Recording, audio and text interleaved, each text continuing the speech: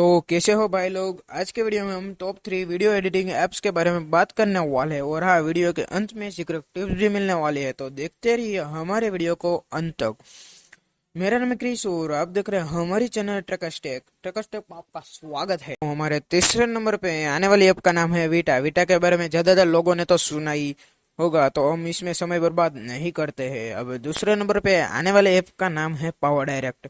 ये ऐप भी बहुत पॉपुलर तो है ही, इसे मैं यूज तो नहीं करता, लेकिन मैंने बहुत लोगों से इसके बारे में सुना तो जरूर है और हम इसमें भी बहुत समय बर्बाद नहीं करते हैं। तो बढ़ते हैं हमारे वीडियो में आगे।